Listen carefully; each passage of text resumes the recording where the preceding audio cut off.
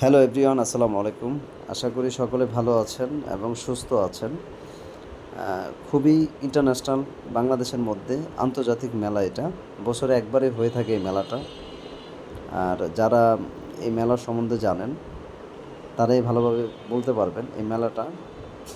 এটা সিমিলার কোনো মেলা না, এটা এমন একটি মেলা যেটা দূর দূরান্ত থেকে মানুষ আসে এবং বাইরের কান্ট্রি থেকেও মানুষ আসে। আফ্রিকা থেকে মানুষ আসে, ইন্ডিয়া থেকে মানুষ আসে, হ্যাঁ, এবং সাউথ আফ্রিকা থেকেও মানুষ আসে।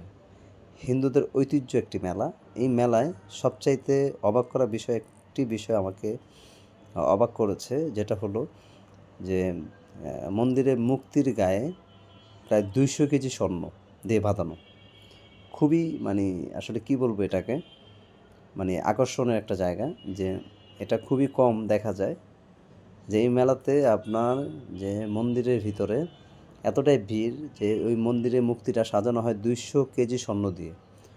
ওই স্বর্ণটা যখন সাজানো হয় খুবই মানে হিন্দুদের মুখে এটা খুবই সুন্দর লাগে এবং হিন্দু যারা আছেন তারা এই মেলাটাকে খুবই উপভোগ করেন এবং তারা খুব আনন্দ মুহূর্ত কাটে। আমি অনেককে জিজ্ঞেস করছি যে এই মেলাটা বছরে একবার হয়, এটা প্রায় 200 বছর ধরে এটা চলে আসছে, তাদের মুখে শোনা আর কি, জানি না কতটুকু সত্য। তো আমি আসলে যাই আমার ফ্রেন্ডের সাথে এক বড় ভাইয়ের বাসায়। তো ওইখানে গিয়ে বিষয়টা জানি, আমার কাছেও ভালো লাগে জিনিসটা। এবং মূর্তিটাকে যে স্বর্ণ দিয়ে সাজানো হয়, যখন মেলাটা শেষ হয়ে যায় তখন এই স্বর্ণগুলোকে আবার ব্যাংকে গিয়ে জমা রাখে।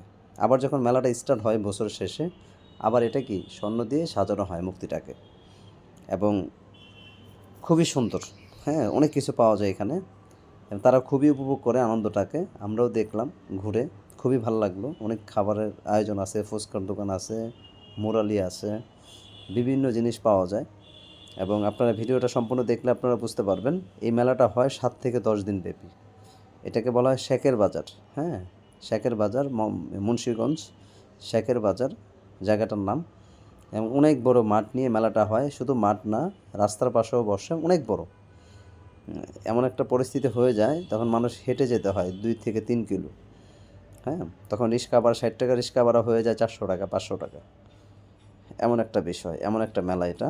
তো আমি বলবো যে ভিডিওটা অবশ্যই ভালো লাগবে, অবশ্যই ভিডিওটা উপভোগ করবেন এবং যদি ভালো লাগে শেয়ার দিয়ে পাশে থাকবেন, অবশ্যই চ্যানেলটা সাবস্ক্রাইব করে দিবেন এবং এই মেলাটা যখনই হয় যোগাযোগ রাখবেন, দেখবেন, ভালো লাগবে।